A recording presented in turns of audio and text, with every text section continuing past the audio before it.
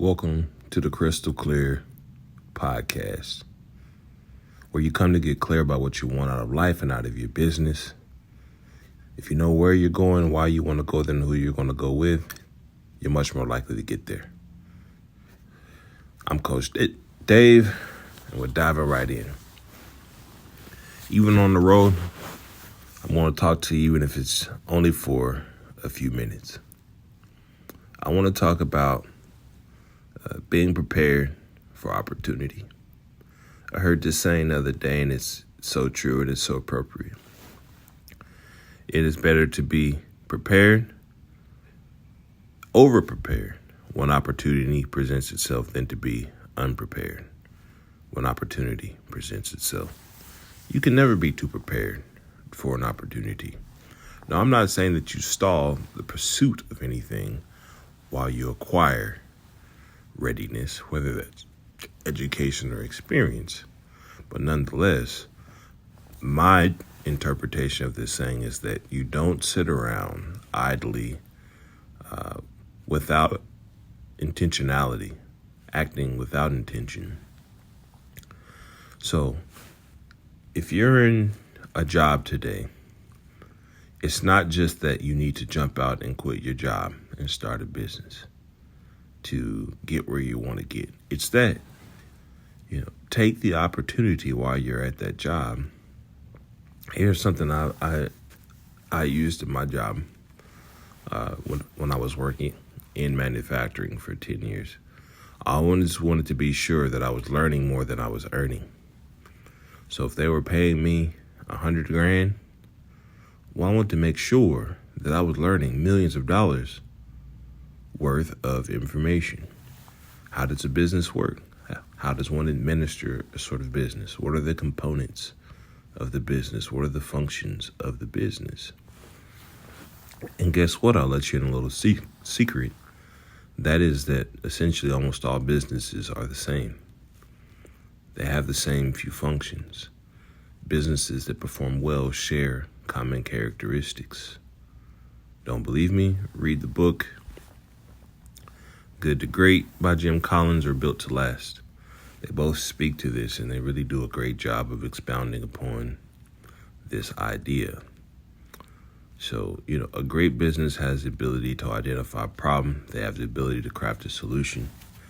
They're good at communicating directly to whom they intend to sell to. They're great at receiving feedback from a place of neutrality to refine their offers so that they service their customer better. And they're relentless. They're relentless in their pursuit. They're not stop and go.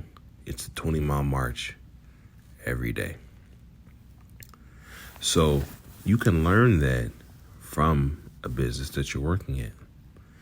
Even if they only have a few components of this or of that, even if they're not doing something, well, you can still learn that and understand why they don't do it. And you can understand how you can do it differently. You can use that experience as a reference point when you're comparing another company to say, oh, I really like how they do that. That's a best practice. I'm going to store that to memory for implementation in my own business later. When you are interacting and networking, how do you leave a lasting impression so that it's not just remembering your brand, but you want a potential customer to remember you, your business, how you can help them? That way, I don't believe in squandering opportunities to network. You never know what opportunities will be born of those interactions. In my business, there are deals that I'm working on today that are literally 5 to 10 years in the making due to relationships that I formed almost a decade ago of making sure that I was on time, making sure I followed through on what I said I would do, making sure that I understood the needs of the person with whom I'm interacting, making sure I'm stating my intentions clearly, making sure that I just show up. If you just show up, you're already ahead of most people. Because most people don't want to show up. They want the reward, but they don't want the process that leads to the reward. That will not work. So, when preparedness meets opportunity, man, you are sure to succeed. But when unpreparedness meets opportunity, it's a crapshoot. You never know. You might luck out. Some people espouse that strategy. I will not espouse that strategy. I want you to be prepared. I want you to seize every opportunity to be of service. I want you to learn more than you earn.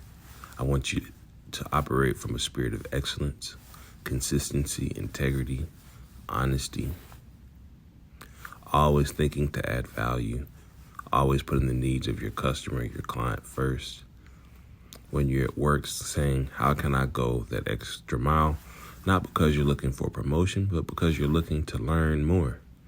And just because a company will not give you promotion, hey, that happened to me many times in my career.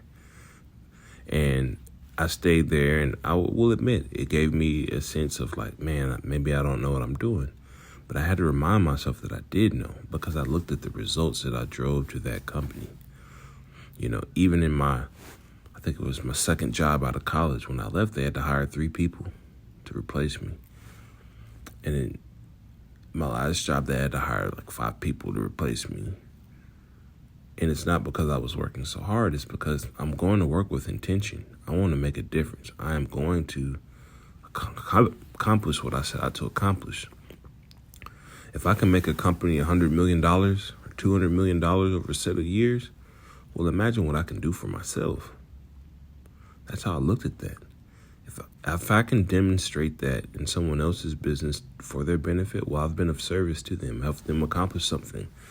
But I've gained something even more invaluable, and that is the confidence and the experience of knowing that I can do it myself. I can do it in other opportunities. You could put me in almost any factory in my specific niche, and I'm going to know how to analyze what's going on, analyze the productive capacity and capabilities of that facility, and say, hey, here's how we can really max this thing out, given a certain set of constraints and assumptions. And if it's a blank slate, even better, because we can really create this thing how we want it to be and then max it out. That's my specific skill set. That's what I learned. That's what I practiced. That's what I implemented. Now I'm prepared. I'm in Midwest now, meeting with a customer, and we're going to be talking about this very thing. I'm confident. I don't have to do all this crazy prep because I'm prepared. I've spent 10 years as an engineer getting prepared. I started working when I was 10, so I've been working for 20 some odd years at this point, 23 years. I'm 33 years old to be prepared for this moment. And that I'm prepared, I am fully confident that I'll be able to execute. So if you're frustrated in your job right now, or you're frustrated in your career and your business, that's okay, that's normal. But try to reframe all of these experiences so they're less stressful and painful for you. I'm here to learn more than I earn so that I can be prepared for the next great opportunity ahead of me. You guys have a great day. Can't wait to chat with you again.